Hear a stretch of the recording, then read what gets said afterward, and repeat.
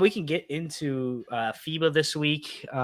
We've all been pretty busy. I've been catching FIBA clips, watching it on the TV when in the background sometimes if I just throw it on. I know Ryan's been dialed in watching Anthony Edwards. Super dialed in. Yeah. But yeah, and Cat out there. Yeah, and Cat for sure. Oh, yeah. Yeah. No but Blazers are out, so I'm not really. Yeah. Yeah, but also Bobby Portis is getting buckets out there all the time. I'm really excited because Team USA has been playing a lot of different defensive coverages and different offensive looks based on who's in, which has really been actually really fun to enjoy, that they're not just playing like really boring pick and roll we're just going to play straight up, drop coverage every play with our bigs. But watching Bobby play switch has given me some hope for this season. Hopefully him taking some strides defensively. So that's good for that. But how we feel about FIBA? Ryan, I know you've been enamored with Anthony Edwards turning into Michael Jordan out there. Yeah. I've been pretty dialed into FIBA, watching as many games as I can, and if I can't watch the games, watching highlights of guys in the Wolves, and also just keeping up with like random nations and what's going on over there. But I think it was Saturday morning, waking up, seeing that FIBA's on. I was like, hey, let me check it out. We got USA versus Germany. Should be a pretty good game. Germany has a ton of NBA players on it. They've got the Wagner brothers, Dennis Schroeder, Daniel Tice, I think, like a few others even. But yeah, that was the first time the Team USA had played any like real competition, and I think because of that, they were legitimately facing like adversity in that first half. I mean, the Team USA looked sluggish, and it wasn't even a thing where they were just like not taking it seriously. I think they actually were just struggling to find ways to get through this Germany defense and also stop them from scoring with their NBA talent. They were down like 16 at one point. They were down by a lot. Yeah. They were legitimately struggling out there, and it's tale of two halves. I mean, the second half starts, things start going the USA's way. Tyrese Halliburton and Austin Reeves, I think, really proved their worth as being guys that I think should be in that like crunch time lineup ahead of Ingram and Brunson, just because of how good Halliburton and Reeves have been. I think they could easily slide in for their positions. I think they add a playmaking punch that Jalen Brunson and Ingram don't have. The roster is just lacking in general. Yeah, Halliburton especially has really been good these last few games, and this game against Germany. Like, I'll get to Anthony Edwards in a second, right? But Halliburton, I think, had two or three straight threes to really propel them back in that game in the third or fourth quarter. And Austin Reeves just makes like all the right plays every single time. I'm going to take an L on Austin Reeves because I was completely on the side of he's just a Lakers like role player. Oh, no. Overhyped. I was like, he's just like LeBron's like white sidekick little guy. And I always do, yeah. Yeah, and I was so just like, this guy's overrated, but there's no denying it anymore. I'll take an L on that one. Austin Reeves is really good. He's really good. He's just someone that has control over everything. Like, I don't think he's some primary playmaker, but he's definitely a secondary, and very, very easily, in the tertiary role he is with the Lakers, he's probably one of the more elite third playmakers in the league. Like, can play make. He's just so controlled. Yeah, he's so controlled. He plays at his own pace all the time. He's never slowed down or sped up. He's a great shooter. Like, I don't know how many people are talking about right now how good of a shooter he is, especially in this FIBA, in these FIBA exhibition games. Austin Reeves has been shooting the skin off the ball.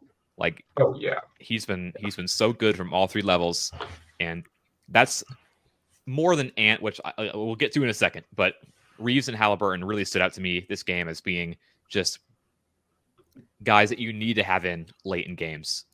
And Jaren Jackson Jr., I think, had a great game. I think he had like 6 blocks, was just like sending or deterring pretty much everything that was coming his way. Mikal Bridges, I thought, found a pretty good rhythm this game, more than he had so beforehand. But we talk about Halliburton and Reeves, but the real reason that Team USA won this game is because of Anthony Edwards. Anthony Edwards not only took over the game and just said, "I'm going to take over, I'm going to dominate," but the rest of the guys in Team USA were willing to let him do that. They were letting him. When they were down, they needed someone to take over the way Ant did, and they were the ones deferring to him. It wasn't like we'll see who takes over. No, they knew it was Ant's time to take over the game. They gave him the ball. They let him do it, and it happened. Anthony Edwards, 34 points in this game, game high by far, was hitting all the big shots the USA needed. Step in 3-pointers. He was making passes behind the back to the corner, Bobby Portis. He was hitting those like baseline mid-range double clutch fadeaways, like the Michael Jordan type stuff. Anthony Edwards, his print was all over the game, like everywhere, whether it be defensively, also defensively, guarding Franz Wagner the entire fourth quarter, Germany's best player, while doing everything on the offensive end. I mean, Anthony Edwards was just spectacular this game, and he put everybody on notice. So many players, so many guys who have been tweeting about him, giving him his props. Yeah, I mean, that's really the story of this game, Anthony Edwards.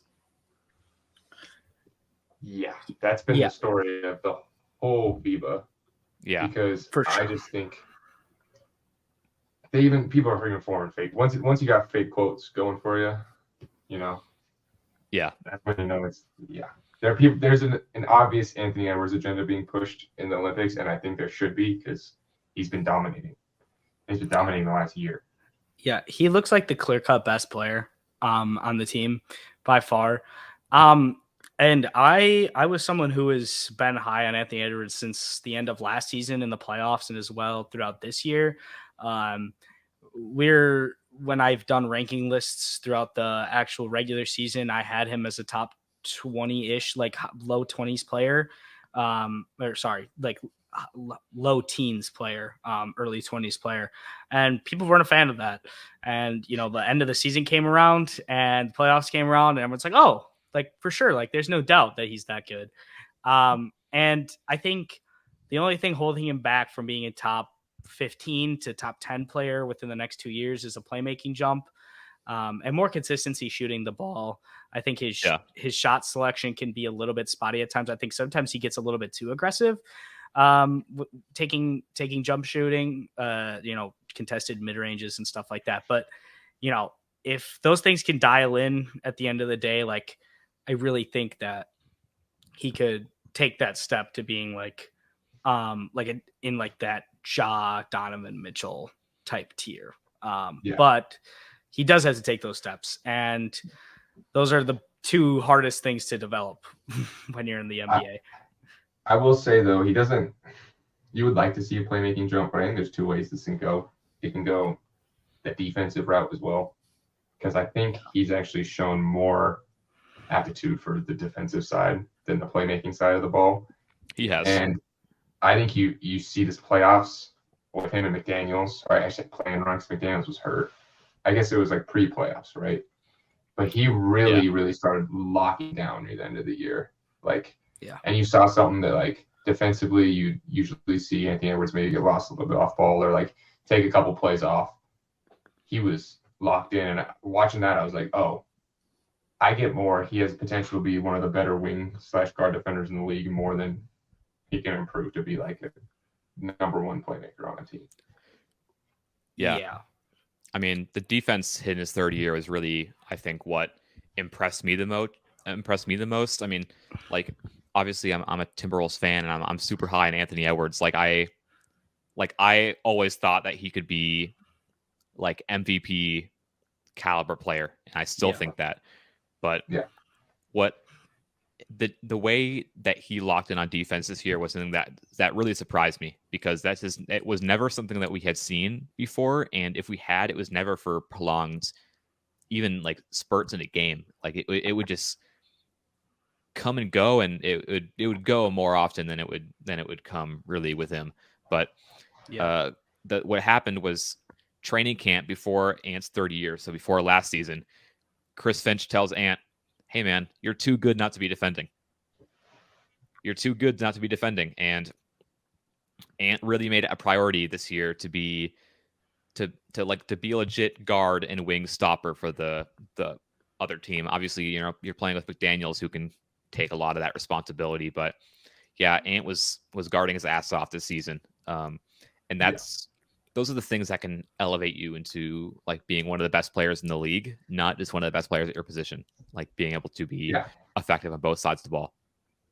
Yeah. I 100% agree. I think like if you're with him being told that, and Ant is someone that's like, I think unfairly was criticized for like, during the draft process and stuff about coachability and, like dedication to actually being a professional basketball player. But from all things of the last 3 years that we've seen, like all of those things are not true. And he's willing to do all the hard work that it takes to be great. And I think also he's someone that's committed to playing for where he's playing right now. The same thing in college. I mean, he committed to Georgia and played at Georgia, and they were horrible. Like he could have went to a different team. He could have went to a much better team and played there, but he stuck at Georgia, number 1 overall pick. And I think consistency in all of the aspects of his game outside of the tough shot making and stuff like that, especially the off-ball defense and on-ball defense, because sometimes he does take lapses, which is okay because you're the number 1 scoring option as well. So, but consisting between all of those, and he can definitely take the jump for sure. Yeah. I think the number 1 thing is I don't want to say he's pushed himself past this high teens, low 20s, like you said, Geoff, where you're ranking him. But I think he's immediately top of that tier. Like I think he's took the first step in separating himself from the Brandon Ingrams, you know what I mean, and the Jaylen Browns, and even the Kyrie Irvings. He's taking that first step, and I think he just needs to continue that momentum into this season, and hopefully continues to improve.